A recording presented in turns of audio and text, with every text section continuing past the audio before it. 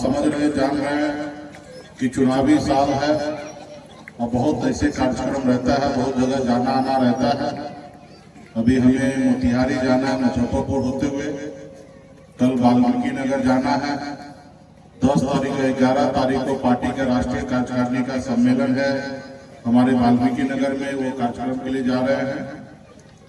और आप लोगों ने निमंत्रण दिया और आप लोगों के बुलावा पे हम यहाँ पे आए हैं और आपने निमंत्रण दिया, इसके लिए बहुत बहुत धन्यवाद देता हूँ। कभी हम लोग कल्पना भी नहीं कर सकते थे कि आप लोगों का प्यार, सहयोग, आशीर्वाद इस तरीके से हम लोगों को मिलेगा, लेकिन हम सही रास्ते पे चल रहे हैं, सही रास्ते पे सही काम कर रहे हैं। इसके लिए आप लोगों का प्यार हमारे ऊपर बना हुआ है, ये मैं जानता हूँ। तो पूजा पाठ जो है हम लोग हमेशा करते आ रहे हैं, हमारे पूर्वज ने भी पूजा पाठ करते आए हैं, हमारे कुल देवता को हम लोग पूजा पाठ करते आ रहे हैं। हम सनातन धर्म में जन्म लिए, हम देवी देवता को सबको पूजा पाठ हम लोग करते आ रहे हैं। और पूजा पाठ हम इसलिए करते हैं कि हमारे हर समस्या दूर हो जाए, हमारे घर में खुशियां आए, हमारे घर से सारी तकलीफ दूर हो जाए, इसलिए हम पूजा पाठ उस पास हम लोग रखते हैं। तो ये सब हम लोगों को करते रहना है, लेकिन इसमें एक चीज और बहुत ज्यादा जो जरूरी है, भगवान भी कहते हैं कि कर्म करो फिर फल मिलेगा, बगैर कर्म किए हुए कोई भी फल नहीं मिलेगा। तो हम इंसान इस संसार में आए हैं, तो आपको पैर दिया भगवान, हाथ दिया है, सोचने के लिए दिमाग दिया है, तो उसको हम लोगों को इस्तेमाल करना है। आप घर बैठे रहिएगा और कहिएगा कि आपकी तकलीफ दूर हो जाए, तो ऐसा नहीं है। आपको अपनी तकलीफ को दूर करना है, तो आप अपने पड़ोसी को देखिए कि उसका तकलीफ कैसे दूर हुआ। जैसे उसका तकलीफ दूर हुआ वैसे आपका भी तकलीफ दूर हो सकता है, जैसे वो अपने तकलीफ को दूर किया वैसे आपको अपने तकलीफ को दूर करना पड़ेगा। इस संसार में सब एक ही तरीके से जन्म लिए हैं, सब अपने माँ के कोख से ही जन्म लिए हैं, लेकिन संसार में कोई बहुत पैसे वाला है, बहुत पढ़े लिखे लोग हैं और आप पीछे रह जाते हैं। क्यों? क्योंकि आप पढ़ाई लिखाई नहीं करते हैं। तो इसलिए बड़ी संख्या में माता बहन है, आप सबसे आग्रह है कि अगर इस संसार में सर उठा के जीना है, आपके हर तकलीफ को दूर करना है, तो आपको एक काम सबसे पहले करना है कि एक रोटी कम खाइए, लेकिन अपने बच्चे को पढ़ा लिखा के काबिल बनाइए। जब तक हमारा समाज, जब तक आपके परिवार शिक्षित नहीं होंगे, तब तक वो आगे बढ़ेंगे नहीं। इसलिए उसको शिक्षित बनाइए, और जब शिक्षित हो जाएंगे तो उनका अपना अधिकार पता होगा, और फिर अपना अधिकार पता होगा तो उसके लिए वो संघर्ष करेंगे, और जब संघर्ष करेंगे तो वो अधिकार उनको प्राप्त हो जाएगा। अपने अधिकार के लिए लड़ाई लड़ेंगे। जब बच्चा पढ़ा लिखा होगा तो उनको पता होगा कि क्या काम अच्छा है, क्या काम बुरा है। जो काम बुरा होगा वो काम नहीं करेंगे, और जो काम अच्छा होगा वही करेंगे। जब वो पढ़े लिखे समझदार होंगे तो 10 रुपया कमाएंगे तो 8 रुपया खर्च करके 2 रुपया बचा लेंगे। अगर वही पढ़े लिखे लोग नहीं होंगे तो 10 रुपया कमाएंगे और 10 का 10 उड़ा देंगे, और वो कहीं ना कहीं आगे वाले पीढ़ी के लिए कुछ नहीं छोड़ेंगे। इसके लिए आप तकलीफ में रहेंगे। इसलिए सबसे ज्यादा जरूरी है पढ़ाई लिखाई। हम भी एक गरीब घर में ही जन्म लिए, मछुआरा परिवार में जन्म लिए। पिताजी दादाजी सब मछली मारते थे, लेकिन माता पिता ने हमको पढ़ाया लिखाया, और जब सूझबूझ हुआ तो गांव से निकलकर बॉम्बे जैसे शहर गए, वहां मेहनत मजदूरी करके बॉम्बे में हमने कामयाबी का झंडा गाड़ दिया। एक बेहतर जिंदगी जीने लगे, ऐसे रात की जिंदगी जीते थे, बड़े महंगे गाड़ी में घूमते थे, बड़े बंगले में रहते थे, सब बेहतर जिंदगी जी रहे थे। लेकिन ऊपर वाले ने हमें समझदारी दिया। हमने सोचा जब इतना आगे हम निकल चुके हैं, लेकिन हमारे लोग अभी भी बहुत पीछे हैं। लोग चांद पे घर बनाने के लिए सोच रहा है, लेकिन इस धरती पर हमारे लोगों के लिए रहने के लिए घर नहीं है। और फिर बॉम्बे का घर छोड़कर, परिवार को छोड़कर, बच्चे को छोड़कर आपके बीच में पिछले 10 सालों से मैं लड़ाई लड़ रहा हूँ अपने अधिकार के लिए। और आज बिहार में देखिए, जब आप और हम लड़ाई लड़ रहे हैं, जब आपने हमें अपना भाई, आपने अपना बेटा, आपने हमें अपना नाना नेता माना, तो आज बिहार में आज हम लोगों से डरने लगा और घबराने लगा, वो भी देश के प्रधानमंत्री।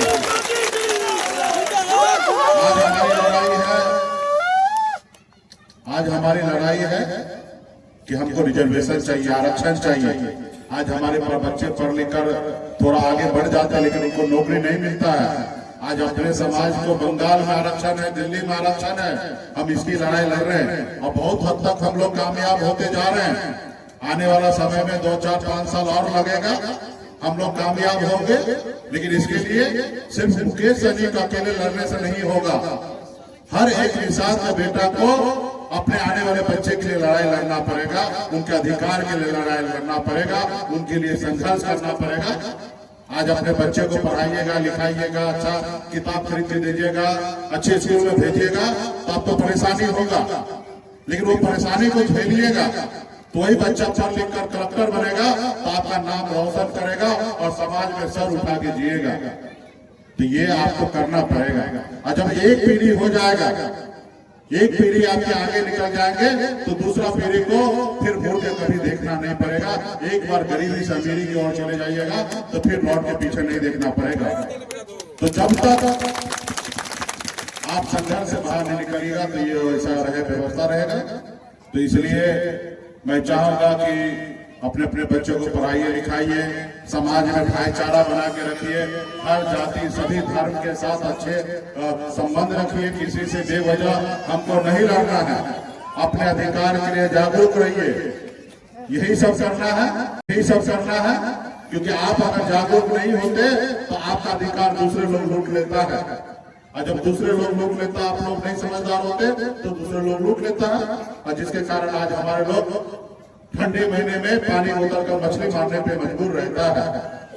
तो इसलिए आज खास अगर हमारा समाज जो अभी जगे है वो अगर 50 साल पहले, 40 साल पहले जग गया होता तो आज निषाद को आरक्षण मिल गया होता, और आरक्षण मिल जाता तो आज आपका कलेक्टर होता, इंजीनियर होता, डॉक्टर होता, बड़े से बड़े अफसर होता।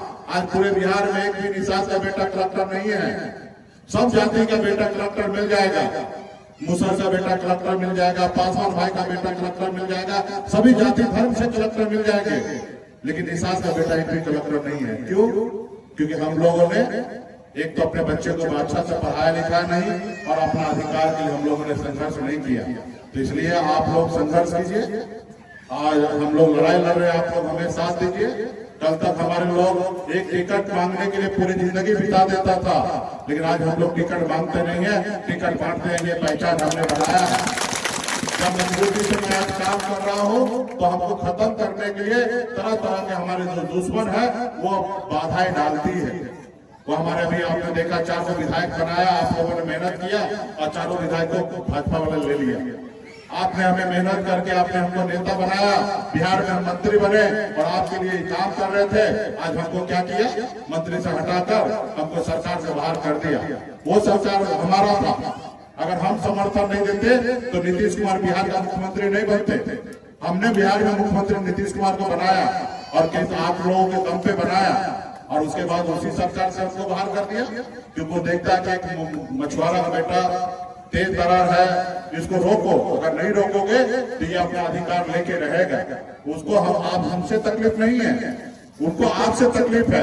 आप अपने पैर पे खड़ा ना हो जाए, इसलिए वो आपके साथ इस तरीके से कर रहा है। तो खैर, हम रुकने वाला नहीं है, हम झुकने वाला नहीं है, हम डरने वाले नहीं है, और मजबूती से हम लड़ाई लड़ेंगे। और आने वाला समय में जो व्यवस्था है उसको हम लोग बदलेंगे। तो इसलिए आप सब जानते हैं, युवा सब जानते हैं, चुनाव का समय है। ज्यादा से ज्यादा आपको मेहनत करना पड़ेगा, क्योंकि आपके वोट से ही देश का प्रधानमंत्री बनता है, आपके वोट से ही राज्य में मुख्यमंत्री बनता है। साथियों, बाबा साहब भीमराव अम्बेडकर ने आप गरीब हम लोगों को एक शक्ति ताकत दिया कि अगर सरकार आपका काम अच्छा न करे तो 5 साल में बदल दो, ये ताकत आपको दिया है। लेकिन कभी आपने उस ताकत को सही से इस्तेमाल नहीं करते हैं, जिसके कारण आप गरीबी में रहते हैं। आज आजादी के 77 साल हो गया, एक आपने लीडर नहीं पैदा किया, जिसका कारण आपका इतना समस्या खड़ा होता है। आज हमारे यादव भाई ने लीडर बनाया, लालू प्रसाद यादव जी को एक लीडर बनाया। देखिए समाज में बदलाव हुआ। हमारे लव कुश भाई ने नीतीश कुमार जी को लीडर माना, हमारे पासवान भाई ने स्वर्गीय रामविलास पासवान जी को नेता माना और उसके नेतृत्व में देखिए समाज में बदलाव हुआ है। लेकिन 75 सालों में आपने नहीं बनाया, जिसके कारण आपका कहीं चर्चा नहीं होता था। आज आपने मुकेश सहनी पे भरोसा किया, आज आपने हमको अपना भाई बेटा नेता मान रहे, तो आज हमसे दिल्ली तक डरती है साथियों, दिल्ली घबराता है साथियों। आज हमको सोचकर मुकेश सहनी को कैसे कमजोर किया जाए, भारत सरकार में मंत्री बनाया जा रहा है। मुझे थोड़ा कम करने के लिए बिहार में मंत्री बनाया जा रहा है। क्यों? क्योंकि वो नहीं चाहता है कि आप मजबूत हो, आगे बढ़े, आपको गुलाम बनाना चाहता है। तो इसलिए आज हम लोगों मुंबई का ऐशोआराम जिंदगी को छोड़कर, परिवार को छोड़कर आज पिछले 10 सालों से मैं लगा हूं। तो इसलिए आप लोगों को मजबूती से अपने आने वाला पीढ़ी के लिए, अपने आने वाले समाज के लिए लड़ाई लड़ना है और हम लोग मजबूती से आप लोगों के लिए काम कर रहे हैं। सब चीज था मेरे पास, उसको छोड़कर आपके लिए लड़ाई लड़ रहे हैं। मैं मंत्री भी बन गया था, मैं मोदी जी, योगी जी सबका जिंदाबाद करते रहता, आज मैं मंत्री रहता, मलाई चाट के खाता। लेकिन हमने कहा नहीं, हम ऐसे कुर्सी पे नहीं बैठेंगे जो कुर्सी से अपने समाज का भला नहीं कर सकते हैं। हम लड़ाई लड़ेंगे और जिसके कारण हम ऊंचा आवाज किए तो हमारा कुर्सी छीन लिया, तो हमको परवाह नहीं है, हमको कुर्सी से शौक नहीं है। हम अच्छी जिंदगी जी रहे थे और आज भी जिंदगी जी रहे हैं, लेकिन हमें बदलाव आपके बीच में लाना है। तो पूजा पाठ के साथ साथ बच्चे को पढ़ाइए, लिखाइए, सब चीज कीजिए। अभी तो हमारे सुपुत्र का बेटा रणवीर का है, ये भी 7th क्लास का भी एग्जाम दिया है, अभी 8 में चला गया है और अभी छुट्टी है। जिनको भी हम लोग ट्रेनिंग देने के लिए लाए हैं, क्योंकि राष्ट्रीय कार्यकारिणी का सम्मेलन है, तो हम लोग लेके जा रहे हैं। इनको भी अभी से ट्रेन कर रहे हैं कि समाज सेवा क्या होना चाहिए। अभी तो खैर ये 10 साल, अभी इनको और समय लगेगा, पढ़ाई लिखाई करेगा, उसके बाद आप लोगों के बीच में आएंगे। लेकिन अभी से हम इन लोगों को सीख देने के लिए ला रहे हैं, सीखेंगे, समझेंगे, हर चीज सिखाना पड़ेगा बच्चे को। तो आज सीखेंगे, देखेंगे कि पापा कितना मेहनत कर रहे हैं, कितना संघर्ष कर रहे हैं, कहाँ कहाँ जा रहे हैं। तो आने वाला समय में इनको भी लगेगा कि काम करेंगे। तो निश्चित तौर पे जैसे हम सोचते हैं वैसे आपको भी सोचना अपने बच्चे के लिए। हम तो सबके लिए सोच ही रहे हैं, लेकिन आपका अपना एक कर्तव्य है, उसको पूरा करना है। आज हमारा भी कर्तव्य है कि बच्चा पढ़ने के लिए बढ़िया से, तो आज अच्छे स्कूल में हम लोग पढ़ा रहे हैं। और आपका भी कर्तव्य है कि अपने बच्चे को बढ़िया से पढ़ाइए, लिखाइए। जो काम मैं जिस जगह पहुंचा हूं, आपका भी बेटा पहुंच सकता है, आपका भी भाई पहुंच सकता है। जो सपना मैं इनके लिए देख रहा हूं, वो सपना आप भी अपने बच्चे के लिए देखिए, तब साकार होगा। जब सपना ही नहीं देखिएगा तो साकार क्या होगा? आप यहाँ से कहीं जाने के लिए सोचिएगा तब ना जाइएगा। अब जाने के लिए सोच में नहीं कीजिएगा तो कैसे होगा? तो इसलिए सोचिएगा क्या होगा। 4 बार लड़ाई लड़िएगा, 5 बार लड़ाई लड़िएगा, 5 बार हारिएगा, 6ठा बार कोशिश कीजिएगा, हो सकता जीत जाइएगा। लेकिन लड़ाई लड़िएगा तभी जीत पाइएगा। अगर हाथ में हाथ धर के बैठ जाइएगा, बोलिए कि गरीबी में है, हम कुछ नहीं कर सकते, तो कैसे होगा? हम भी तो गरीब घर में जन्म लिए, लेकिन हमने अपने नसीब को बदला, अपने मेहनत के दम पर, अपने ईमानदारी के दम पर, सही रास्ता पे चलकर वो काम आप भी कर सकते हैं। उसके लिए सही रास्ता पे बच्चे को पढ़ा लिखाइए, समाज में भाईचारा बनाइए, गलत काम नहीं करना है, अच्छे काम करना है।